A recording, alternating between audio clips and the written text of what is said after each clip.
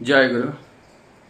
सिद्धि लाभ का उपाय क्या है? ये जो सिद्धि की बातें की जाती हैं, हम क्या ये सिद्धि के बारे में जानते हैं? ये प्रश्न एक बार ठाकुर जी से पूछा गया कि ये सिद्धि हम लाभ करना चाहते हैं, तो इसका क्या उपाय है कि हम सिद्धि को लाभ करें?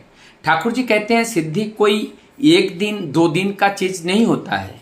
कि जैसे एक डॉक्टर हैं तो उनकी जो तमन्ना थी डॉक्टर बनने का वो पूरा हुआ 30 साल में, तो इसका मतलब डॉक्टरी विद्या की जो सिद्धि लाभ उनकी हुई वो 30 साल में जाके हुई।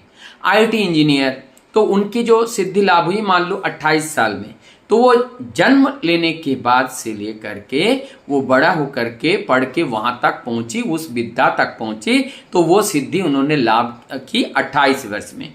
तो वो सिद्धि लाभ करने के लिए उनके पास 28 साल लगा। तो इस तरह से हमारी जीवन में जो पूर्ववर्ती संस्कार होता है उस संस्कार को एक एक करके दूरीभूत करके हमारे अंदर जो सत्य का संस्कार है, सत्य संरक्षण की जो बातें हैं, उसको जब परिपालन करके हम चलते हैं, उनको हम पकड़ करके चलते हैं और वो हम अभ्यास में लाते हैं, प्रत्येक दिन करते हैं, ऐसे करते करते करते करते वो हमारी अभ्यास में आती हैं।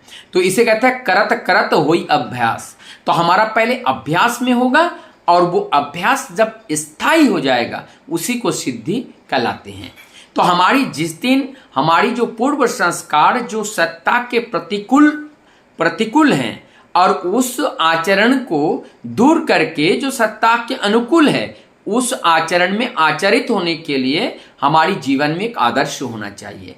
और उस आदर्श के संस्कार को लेकर के जब हम चलते हैं तो उस आदर्श के अपने जीवन में धारण करके चलने से ही फिर हम उस दैवीय संस्कार में बंध जाते हैं, पीर जाते हैं। जैसे फूल पिरोने से माला बनता है, ठीक उसी प्रकार से अच्छे संस्कारों को एक एक करके पिरोने से एक महामानव बनते हैं, एक असुर से शूर की तरह जाते हैं और इस तरह से सुंदरता बढ़ती है। जैसे अनेकों फूल से एक गुलदस्ता बनाया जाता है, ठीक उसी प्रकार से हमारे अंदर के अच्छे संस्कारों को, अच्छे विचारों को लेकर के जब हम एक गुच्छ में सजाते हैं तो वो एक हमारी अच्छा संस्कार, दैवीय संस्कार बनता है जो हमारी जीवन को सुंदर बनाने में मदद करती हैं। और ऐसी सुंदरता के लिए, इसी को लाभ करने के लिए, इसी सिद्धि को लाभ करने के लिए जंगल में, मंगल में, इधर पहाड़ पर्वत गुफाओं में हम लोग घूमते हैं। लेकिन ये मूल क्या है? मूल हमारी है उस परम पुरुष के संस्कार में संस्कृत करना।